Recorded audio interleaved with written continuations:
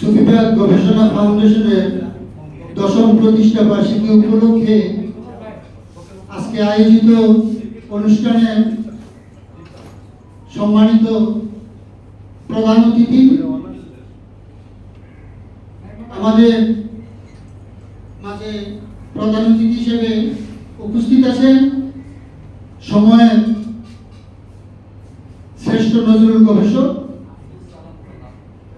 নজরুল ইনস্টিটিউটের সাবেক মহাপরিচালক, গণপ্রজাতন্ত্রী বাংলাদেশ সরকারের সাবেক অতিরিক্ত সচিব, অত্যন্ত একজন সাদা মনের মানুষ জাকির হোসেন স্যার। উপস্থিত আছেন আমাদের সংগঠনের সহসভাপতি বেগম বদরুন্নেসা, সরকারি মহিলা কলেজের গণিত বিভাগের অধ্যাপক জনাব কাজিমউদ্দিন স্যার। উপস্থিত আছেন আমাদের সংগঠনের সদস্য সচিব জনাব মুজফর আহমদ সাহেব। এখানে উপস্থিত আছেন দরগা মাজার ঐক্য পরিষদের সভাপতি শফিকুল ইসলাম শফিক মস্তান সাহেব। আমাদের মধ্যে আরো উপস্থিত আছেন ঐশী বাংলা পত্রিকার সম্মানিত উপদেষ্টা এস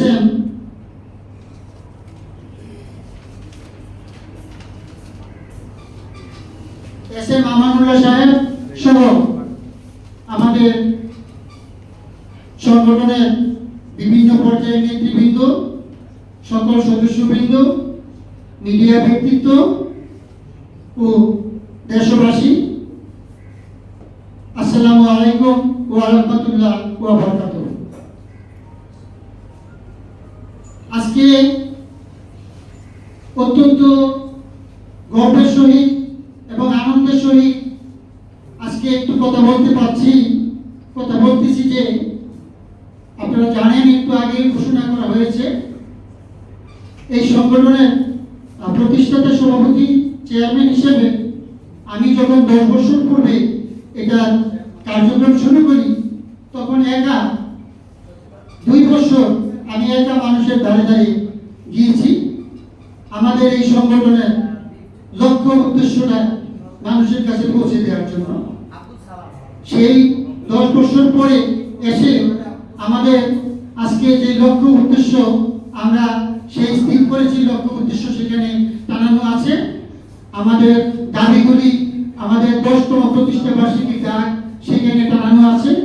আমি ওগুলি বলে সময় নষ্ট হবে, তাই আপনারা মিডিয়া যারা আছেন আমাদের লক্ষ্য উদ্দেশ্য এবং আমাদের দাবিনামাগুলি সেখান থেকে কভারেজ করার জন্য আমি বিশেষভাবে অনুরোধ করছি।